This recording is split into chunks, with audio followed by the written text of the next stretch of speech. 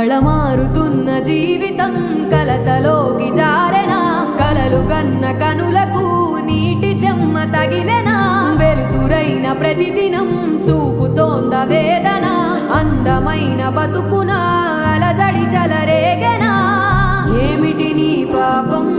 ఏమిటి నీ నేరం చీకటి ముసిరిందే చిటికల్లోనా